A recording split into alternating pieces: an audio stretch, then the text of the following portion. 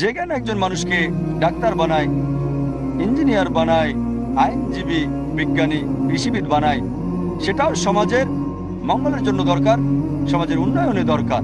তবে যখন দ্বিতীয় প্রকারের জ্ঞান অর্জন করব, আমাদের মনে রাখতে হবে যে যখন বিজ্ঞানের জ্ঞান অর্জন করবেন, গণিত সম্পর্কে জানবেন, ভূগোল, ইতিহাস, এই জ্ঞান যেন আল্লাহ সুবহানাহু ওয়া তাআলার নিকটে নিয়ে যায়, যেন আল্লাহ সুবহানাহু ওয়া তাআলার কাছ থেকে দূরে নিয়ে না যায়।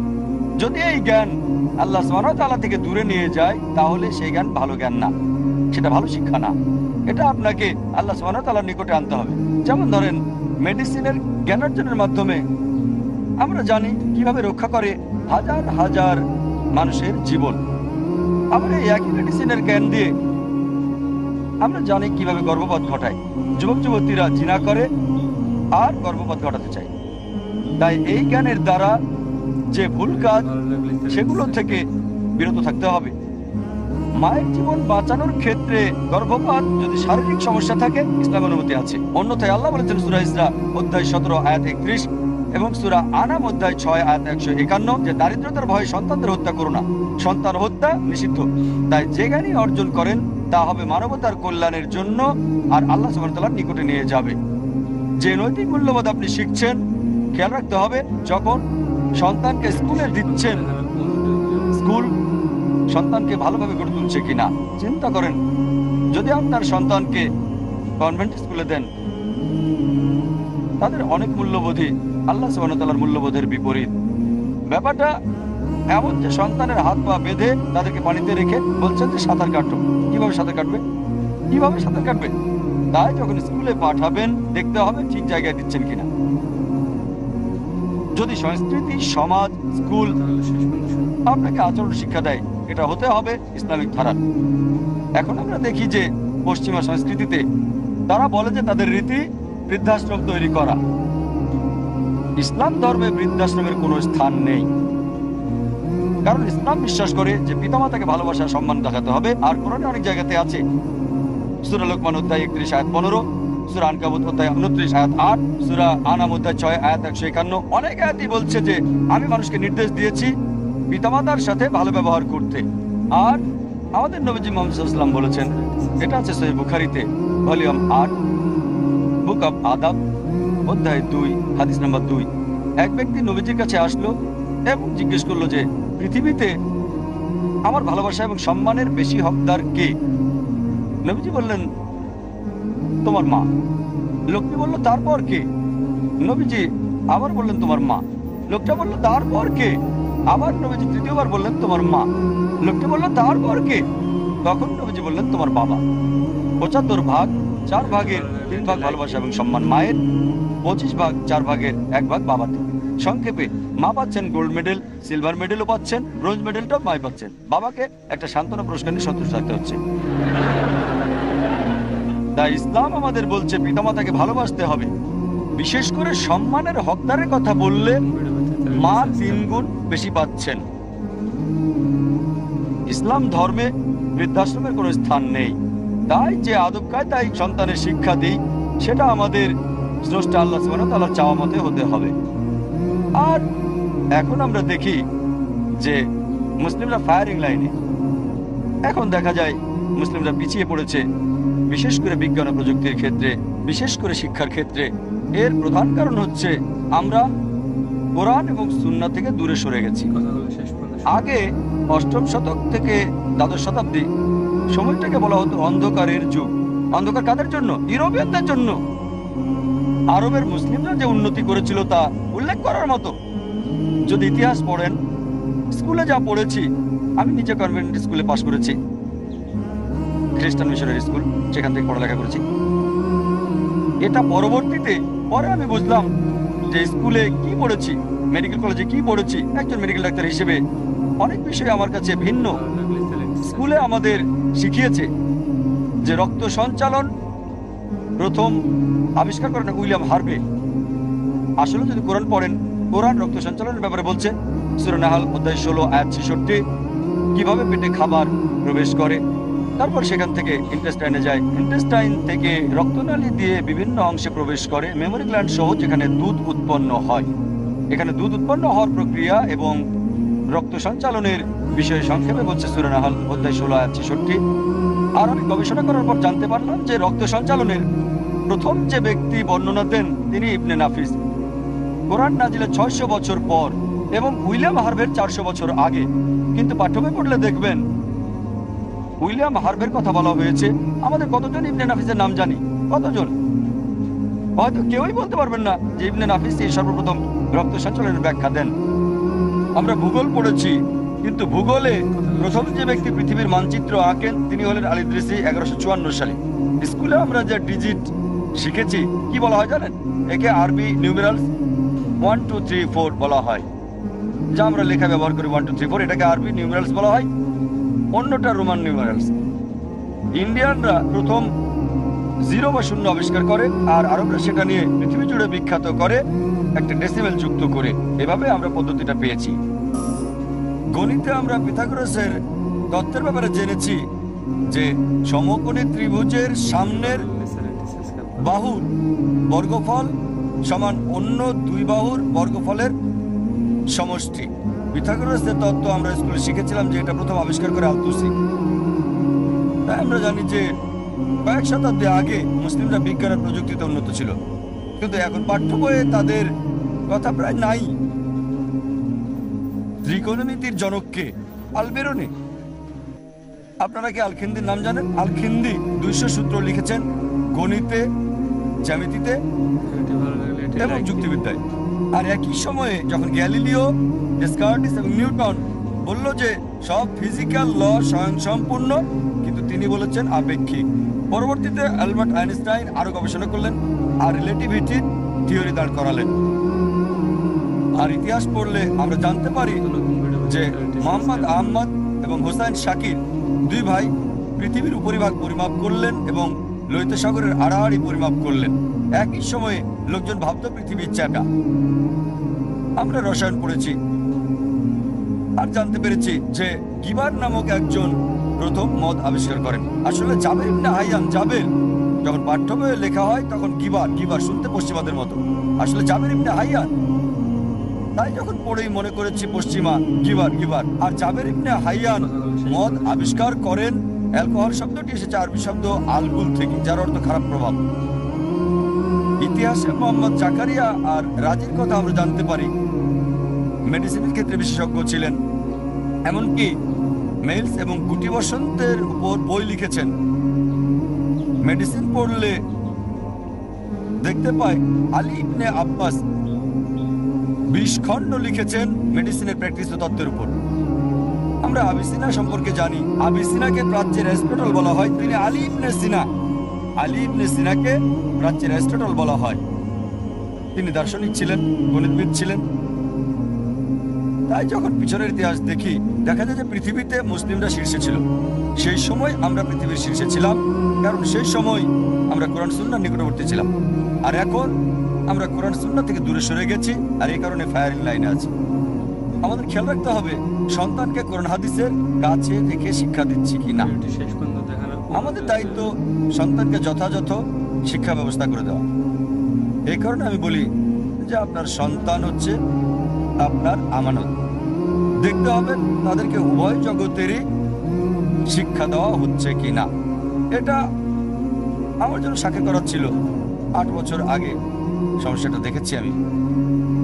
আর যদিও আলহামদুলিল্লাহ আমি শিক্ষার উপর লেকচার দিয়েছি, আমার জীবন সঙ্গী বাছাই করতে সময় নিয়েছি, কারণ সঠিক জীবন সঙ্গী চেয়েছি। আর অবশেষে আলহামদুলিল্লাহ আল্লাহ আমাকে দিয়েছেন।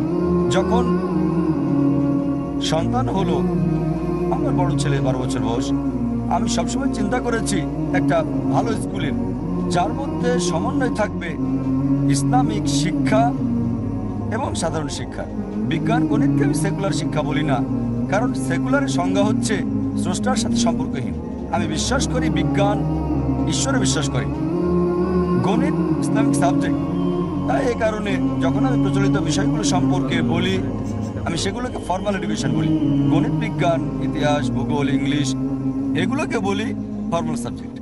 তাই সবসময় আমি স্বপ্ন দেখেছি একটা ভালো স্কুলে যার মধ্যে সমন্বয় থাকবে আমাদের ইসলামিক বিষয়, ইসলামিক শিক্ষার এবং ফর্মাল এডুকেশনের।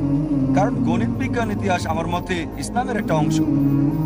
আর আমি পৃথিবীর নাম করা স্কুল দেখলাম, একটা জরিপ করলাম, আলহামদুলিল্লাহ অধিকাংশ ইসলামিক স্কুলগুলো নিয়ে সে সময় প্রায় 6 থেকে 8 বছর আগে 2-3 বছর করেছি। মাশাআল্লাহ, পৃথিবীর অধিকাংশ সেরা স্কুলগুলোতে গিয়েছি। America, Canada, UK, south Africa, Australia, Malaysia, শত শত স্কুলে আমি গিয়েছি। আর দেখলাম যে পশ্চিমা দেশে অধিকাংশ ইসলামিক স্কুল প্রায় সবগুলোই ছিল মুসলিম ম্যানেজ স্কুল। মুসলিম ম্যানেজ মানে পরিচালনা করতো মুসলিমরা, কিন্তু সেগুলোকে ঠিক ইসলামিক বলবো না। কারণ আমরা জানি যে পশ্চিমা বিশ্বে ভয় আছে মদের, মাদকাসক্তির, অশ্লীলতার। আর এই সবগুলোতে ছাত্রছাত্রীরা যে ড্রেস কোড মানে তারা ইসলামিক হিজাব পরে, মাশাআল্লাহ তাদের জন্য প্রার্থনার সময় আছে নামাজের, আলহামদুলিল্লাহ কোনো মদ ছিল না, মাদক নাই, আলহামদুলিল্লাহ। তাই সেটাই হচ্ছে আসল ইসলামিক স্কুল। ইন্ডিয়াতে ফিরে এলাম আমি, অধিকাংশ মুসলিম ম্যানেজড স্কুল, তাদের ইসলামিক ড্রেস কোড আছে, নামাজ পড়তে পারবেন, মদ পান করা, মাদক নেওয়া যাবে না, কিন্তু নতুনত্ব পেলাম না। তবে আলহামদুলিল্লাহ পশ্চিমাদের তুলনায় যেখানে মাদক সেবন, মদ পান করা সাধারণ ব্যাপার, অশ্লীলতা কমন, সেই তুলনায় ভালো আমি খুশি হলাম। কিন্তু আমি যা খুঁজেছিলাম তা হচ্ছে একটা শিশু স্কুলে যায়, তার সেরা জ্ঞানটা পাওয়া দরকার। কোনো স্কুলে এটা পেলাম না। যা চেয়েছি, এখন আমাদের মুসলিম উম্মাহ 2 ধরনের শিক্ষায় বিভক্ত হয়েছে। এক ধরনের শিক্ষা যেটাকে বলে সেকুলার শিক্ষা, সেখানে তথাকথিত সেকুলার শিক্ষা হয়, আমি বলি ফর্মাল শিক্ষা। তারা গণিত, বিজ্ঞান, ইতিহাসের উপর জ্ঞান চর্চা করছে, তবে দিন থেকে অনেক দূরে। আবার অন্যদিকে যদি মাদ্রাসাগুলোতে যান, সেগুলো শিক্ষা দেয় কোরআন, হাদিস, শরিয়া, ফিকা, আলহামদুলিল্লাহ আল্লাহ তাদেরকে দিক প্রতিদান। তবে তারা গণিত পড়ে না, বিজ্ঞান, ইতিহাস, ভূগোল কিছুই পড়ে না। তাই আমরা চেয়েছি দুটোর মাঝামাঝি সমন্বয় করতে, দুটোকে একসাথে পেতে। যখন অধিকাংশ স্কুল পরিদর্শন করেছি, আমি দেখেছি এখন পরিবর্তন হচ্ছে। গত 6 বছরে আমি দেখেছি কিছু স্কুল কিছুটা কাছাকাছি, আলহামদুলিল্লাহ আমার ধারণার কাছাকাছি। তবে এদের অধিকাংশই হয়তো সপ্তাহে 3টি ক্লাস রাখে ইসলামের উপর, বা হয়তো দৈনিক একটা ক্লাস, আমি যা দেখেছি সর্বোচ্চ 2টো ক্লাস। আর প্রধান উদ্দেশ্য হচ্ছে একটা শিশু যখন স্কুল পাস করবে, তার কোরআন, হাদিস, শরিয়া, ফিকা, বিজ্ঞান ইত্যাদির জ্ঞান হবে, কিন্তু সেটা পাইনি। যদিও আমেরিকার স্কুলগুলোতে আমি গিয়েছি, সেরা, দক্ষিণ আফ্রিকা যাকে বলা হয় ইসলামিক স্কুলের একদম সেরা স্কুল, ইউকে, অস্ট্রেলিয়া, মালয়েশিয়া ইত্যাদি। তারপর আমরা চিন্তা করলাম চলুন শুরু করি। আর আল্লাহর সাহায্যে আলহামদুলিল্লাহ বোম্বেতে আলহামদুলিল্লাহ প্রায় 6 বছর আগে বা 5.5 বছর আগে নিজস্ব ইসলামিক স্কুল চালু করলাম, যার নাম ইসলামিক ইন্টারন্যাশনাল স্কুল। কারণ আমার সন্তানের জন্য দরকার। যদিও আমার সন্তানকে কনভেন্ট স্কুলে দিয়ে পড়ালেখা করাতে প্রস্তুত ছিলাম, তথাকথিত শিক্ষা দিতে প্রস্তুত ছিলাম, আমি চিন্তা করলাম যে আমাদের একটা স্যাম্পল স্কুল তৈরি করা দরকার। আর আলহামদুলিল্লাহ আলহামদুলিল্লাহ আমরা বোম্বেতে শুরু করে দিলাম। আল্লাহ আমাদের সাহায্য করলেন, আমরা স্কুল শুরু করলাম। আর আলহামদুলিল্লাহ প্রথম দিন থেকে বোম্বের মানুষদের যে সমর্থন পেয়েছি, বোম্বের মুসলিমদের, তা ছিল অসাধারণ। মাশাআল্লাহ এমন সাড়া পেলাম। যদিও স্কুল পুরোপুরি নতুন, খুব একটা বিজ্ঞাপন দিইনি, স্কুল করার সিদ্ধান্ত নিলাম, 3 সপ্তাহ প্রচার করলাম, মাশাআল্লাহ। তবে চালু হওয়ার সাথে সাথে যে ব্যাপক সাড়া পেয়েছি তা ছিল অসাধারণ। এটা এত আশাব্যঞ্জক ছিল যে মন্ত্রীরা আমাদের স্কুলে ফোন করেছেন তা দেখার জন্য যে তাদের বন্ধুরা সন্তানদের ভর্তি করিয়েছেন। আমাদের স্কুল খুবই ভালো, মাশাআল্লাহ। আপনি এমনটা কখনো পাবেন না যে একজন মন্ত্রী ফোন করে বলবেন যে আমাদের একটা সিট দরকার মাদ্রাসায়। কনভেন্ট স্কুলে এমনটা দেখা যায়। ইন্ডিয়ার অধিকাংশ কনভেন্ট স্কুলে এমন ফোন করে তাদের প্রভাব খাটাতে চায়। তবে আলহামদুলিল্লাহ আমরা ভর্তি প্রক্রিয়ার ব্যাপারে একেবারে অনমনীয়, কঠোরভাবে নিয়মকানুন মেনে চলি। যদি আমাদের স্কুলের শর্তগুলো পূরণ না করে, মন্ত্রীর ছেলে হলেও আমরা তা ভর্তি করি না, আলহামদুলিল্লাহ। সেখানে যে পার্থক্য, আমরা তা উৎসাহিত করি। মানবতাবাদীদের আগে যে বিপ্লব হয়েছিল এবং পৃথিবী জুড়ে শিক্ষা, সেটা খুব ভালো বিপ্লব, তাদের ইসলামের পরিবেশ নিশ্চিত করেছিল। আমি খুবই আনন্দিত যে পশ্চিমা দেশে হোক, সেটা ইউএসএ বা ইউকে, সেখানে স্কুলগুলোতে একজন শিশু ইসলাম চর্চা অন্তত করতে পারছে। আমাদের স্কুল করে আমরা কিছু নিয়ম রাখলাম। আমি একটা পূর্ণ সমন্বয় চেয়েছি যে যদি কেউ স্ট্যান্ডার্ড 10 পাস করে সে সময় অন্তত যেন আলিম পাস করতে পারে যখন দারুল উলুম পাস করে, পাশাপাশি যেন কনভেন্ট স্কুলের সাথেও প্রতিযোগিতা করতে পারে, সেটাই ছিল উদ্দেশ্য। সেই লক্ষ্য নিয়ে স্কুল শুরু করেছি এবং অনেক অপ্রচলিত বিষয় যুক্ত করলাম। লোকজন বলছে এটা অসম্ভব, তবে আলহামদুলিল্লাহ আল্লাহর সাহায্যে করতে পেরেছি। আমাদের স্কুলের সময়টা বেশ লম্বা, সকাল 8টা থেকে শুরু হয় 4:30 পর্যন্ত। নার্সারির জন্য আমরা স্কুল করেছি নার্সারি থেকে 3 বছর থেকে। প্রথম বছর nursery, junior KG, senior KG এবং স্ট্যান্ডার্ড 1 মাত্র 4টা ক্লাস, মাত্র 4টা ক্লাস। আর স্কুলের সময়টা শুরু হয় সকাল 8টা থেকে বিকেল 4:30 পর্যন্ত। লোকে বলে সময়টা খুব বেশি, ছাত্রছাত্রীরা এটা করতে পারবে না। আলহামদুলিল্লাহ আমরা দিনটাকে 12টা অংশে ভাগ করেছি, প্রত্যেক অংশ 35 মিনিট। দুটো করে অংশ প্রতিদিন থাকে এক্সট্রা কারিকুলাম কার্যক্রম নিয়ে। মার্শাল আর্টস হতে পারে, তাইকোয়ান্দো, জুডো, সাঁতার বা হতে পারে কম্পিউটার, এবং সব এক্সট্রা কারিকুলাম কার্যক্রম গড়ে দুটো অংশ একদিনে। প্রত্যেক শিশুর জন্য বাধ্যতামূলক সাঁতার শেখা, তাইকোয়ান্দো, জুডো, মার্শাল আর্ট, ছেলেদের জন্য ফুটবল ইত্যাদি। আর বাকি 10টা অংশের 5টা অংশ ইংলিশ এবং 5টা আরবি। আমাদের দুটো মাধ্যম এখানে রয়েছে, ইংলিশ এবং আরবি। আরবি হচ্ছে পবিত্র কোরআনের ভাষা। এটা সেই ভাষা যাতে সর্বশেষ এবং চূড়ান্ত বার্তা নাজিল হয়েছে। আমরা বুঝি, আমরা অভাবটা বুঝতে পারি, কারণ আমাদের বাবা মা এটাকে গুরুত্বপূর্ণ মনে করেননি যে আরবি ভাষা হিসেবে জানতে হবে। আমরা জানি এটা একটা পিছুটান এখনো, তাই আমরা চাই যে আমাদের সন্তান, আমাদের পরবর্তী প্রজন্ম আরবিকে মাতৃভাষা হিসেবে জানুক। তাই 5টা অংশ আরবি আর 5টা ইংরেজি। পরবর্তী প্রজন্মে একটা পরিবর্তন। আসসালামু আলাইকুম। ভিডিওটি ভালো লাগলে চ্যানেলটি সাবস্ক্রাইব করুন।